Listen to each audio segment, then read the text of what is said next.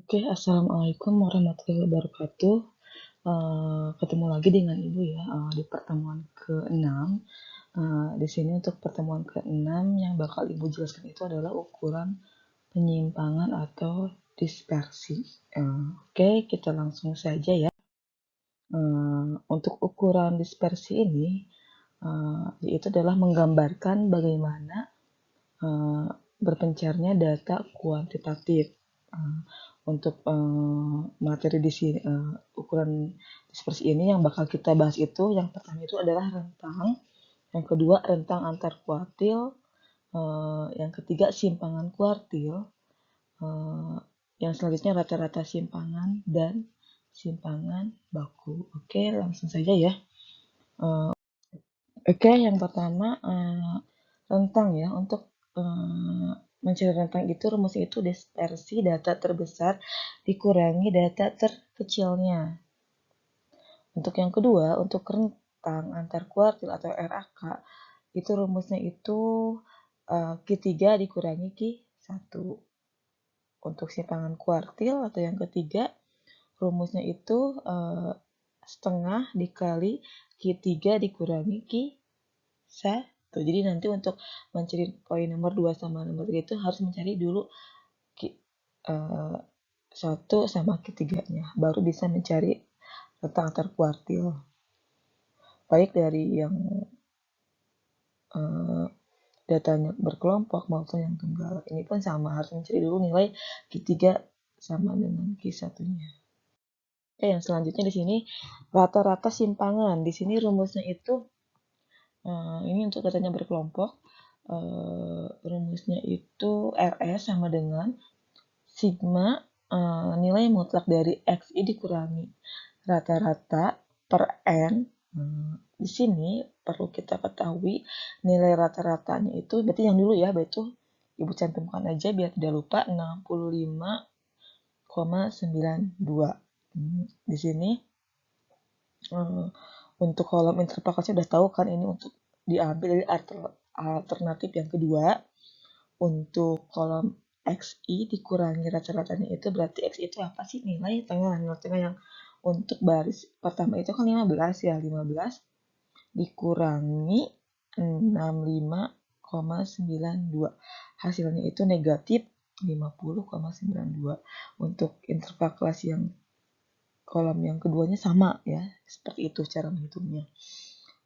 Untuk yang kolom yang berikutnya, nilai mutlak, di sini ada tanda seperti ini, ada garisnya ya. Berarti yang nilainya tadinya positif itu berubah jadi, yang tandanya tadi negatif berubah jadi positif ya, seperti itu. Ini pun sama, jadi 37,92, yang ini pun sama, yang negatif 24,92 itu jadi 24,2. Yang kalau yang nilainya positif berarti tetap ya seperti itu. Setelah itu baru untuk kolom yang terakhir kita jumlahkan. Jumlahnya itu yaitu 167,92. Setelah didapat nilai total dari harga mutlak XI dikurangi rata-ratanya itu, kita substitusikan ke rumusnya ya. Di sini 167,9 itu dibagi N, yaitu 60. Hasilnya itu untuk rata-rata simpangan itu atau RS-nya itu 2,79 untuk data kelompok yang alternatif yang kedua ya.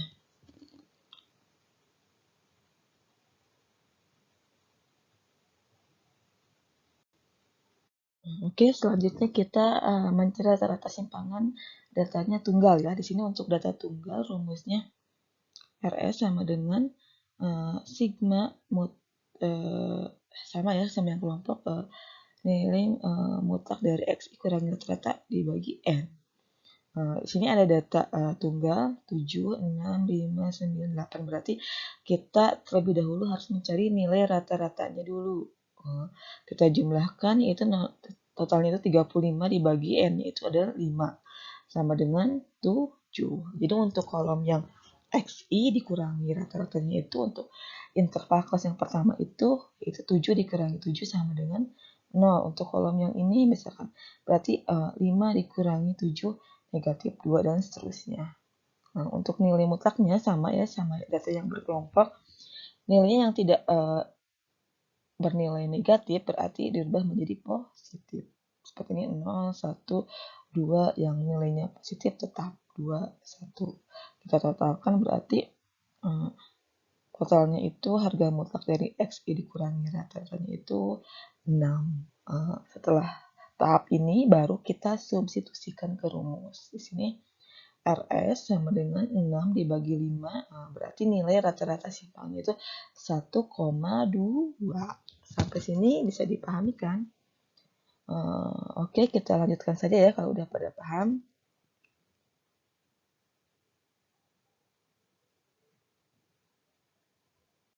Oke, kita lanjutkan. Yang kelima itu simpangan baku. Yang bakal Ibu jelaskan di sini ketika datanya tunggal dulu ya. Di sini ada data 7, 6, 5, 9, 8.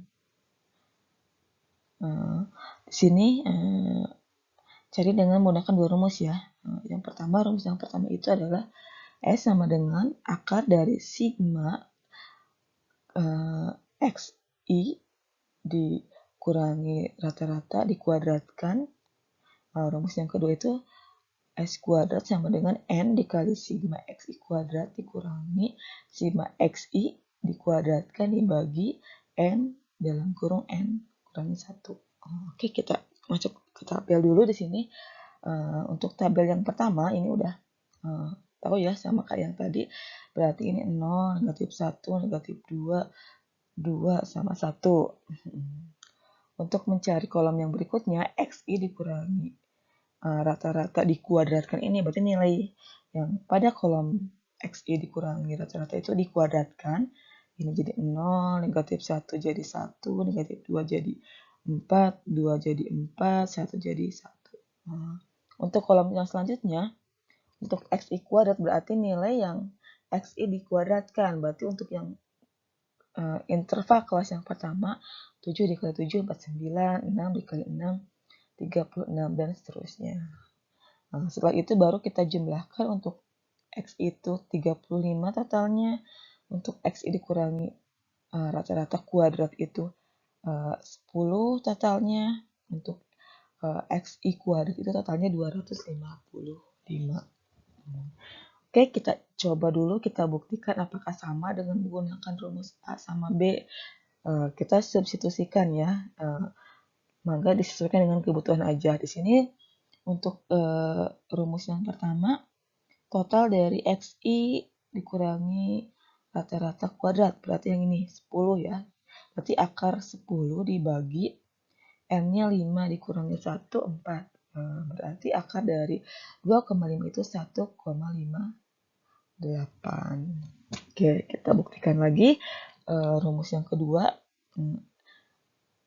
S kuadrat sama dengan N dikali total dari XI kuadrat dikurangi total dari XI dikuadratkan dibagi N di dalam kurung N dikurangi 1. Oke, kita substitusikan lagi N itu 5 dikali 255 dikurangi sigma dari XI kuadrat.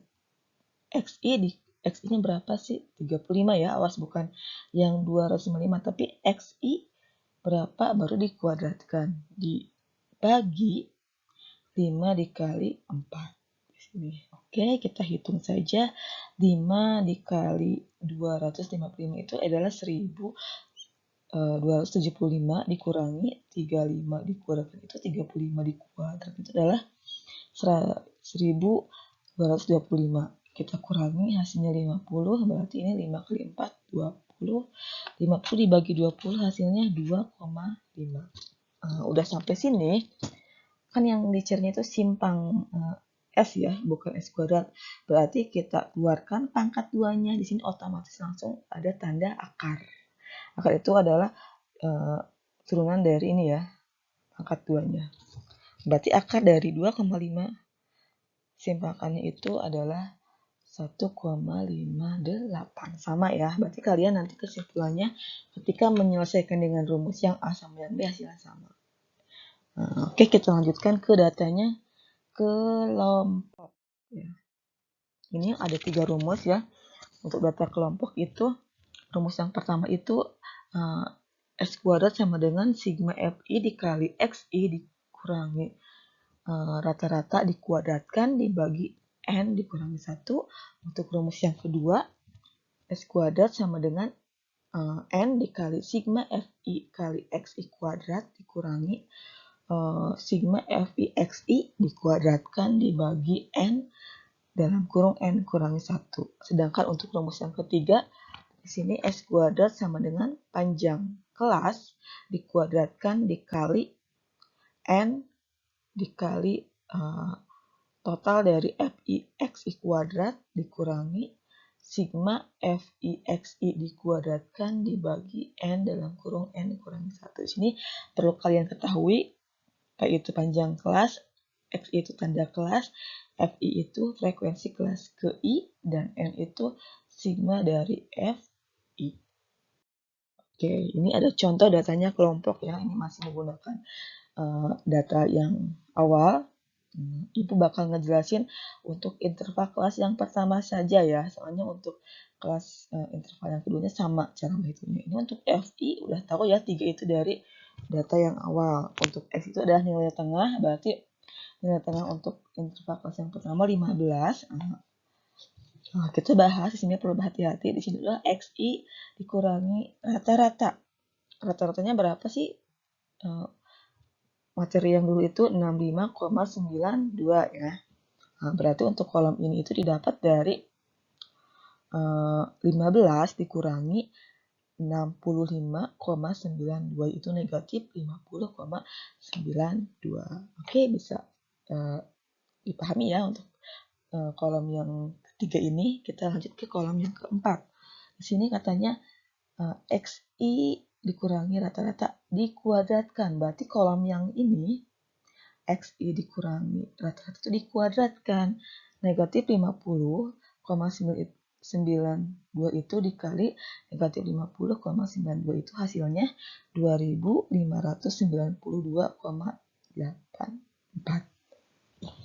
Kita lanjut ke kolom berikutnya. FI dikali XI kurangi rata-rata dikuadratkan. Berarti kolom FI ini yang 3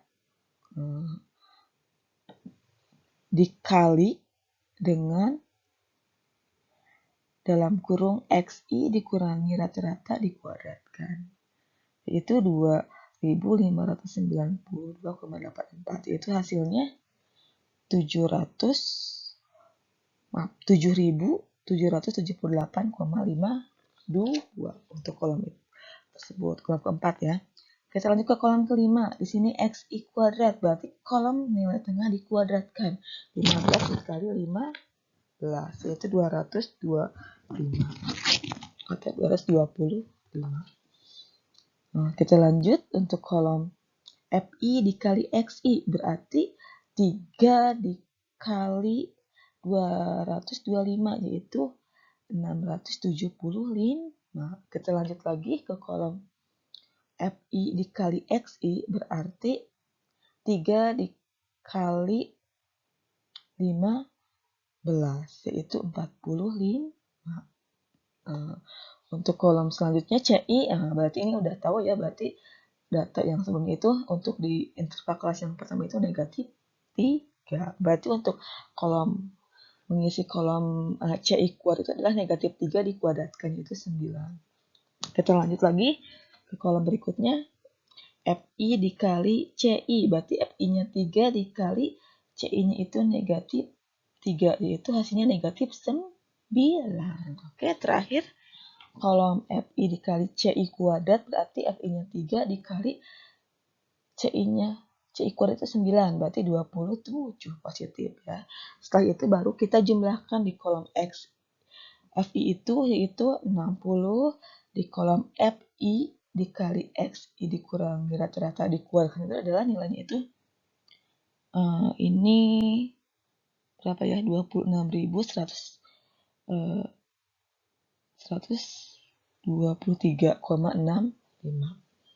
Sedangkan untuk total dari FI dikali XI kuadrat itu adalah 286.825. Untuk total kolom FI dikali XI itu 3.955. Untuk kolom FI dikali XI totalnya itu 55. Untuk kolom FI dikali CI kuadrat itu adalah totalnya itu 205. Oke, setelah semuanya kita totalkan poin-poin yang diperlukan saja ya, tidak semuanya, kita substitusikan ke rumus. Oke, ini Ibu coba 2 rumus saja. Untuk rumus yang pertama, ini yang dibutuhkan itu adalah total dari FI kali XI dikurangi rata dikuadratkan, berarti yang ini ya, 26.123,65 dibagi N-nya 60 dikurangi 1. Berarti 226.123,65 itu dibagi 59. Hasilnya itu 442,77. Kalau kita bulatkan itu berarti langsung dituliskan ke akar ya, karena S-nya di sini udah tidak ada pangkat 2-nya lagi. Akar dari 442,8 itu berapa sih? Yaitu 21,04. Oke, kita coba rumus yang kedua ya. Nah, di sini rumusnya itu S kuadrat sama dengan N kali total dari sigma FIXI kuadrat dikurangi dalam kurung sigma FIXI dikuadratkan dibagi N dikali N dikurangi 1. Kita substitusikan dari tabel yang tadi. Di sini N-nya 60. Total dari sigma FIX itu yaitu 286.825 dikurangi total dari sigma FIX itu adalah 3.955 dikuadratkan dibagi 60 dikali 60 kurangi 1. Oke, langsung aja ya di sini. Berarti 60 terus lagi 60 dikali 286.825 dikurangi hasil dari 3.955 itu dikuadratkan yaitu berapa ini? 15.642.025 dibagi 3.540. Oke, hasil ini tadi kalikan 60 dikali 286.825 itu yaitu 17.209.500 dikurangi 15.642.025 dibagi 3.540. Hasilnya itu di sini 1.567.475 dibagi 3.540 sama dengan 442,78. Kalau kita bulatkan untuk S-nya itu ini udah jadi S ya, bukan S kuadrat lagi, berarti ini akar dari 442,8 itu yaitu 21,04. Berarti kesimpulannya sama ya, baik menggunakan rumus yang ketiga pun nanti hasilnya sama. Jadi untuk mencari simpangan baku tadi ada 3 rumus, maka kalian tinggal menentukan mau rumus yang A, yang B, atau yang C.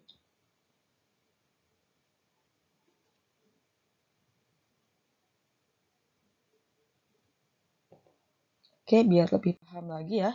Di sini ada tugas kelima berarti ya.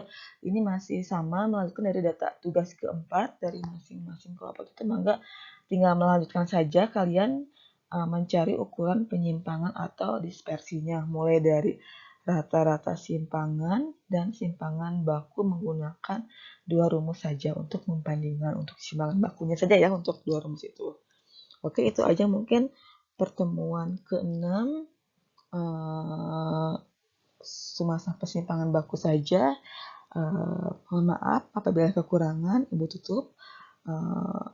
Wassalamualaikum warahmatullahi wabarakatuh.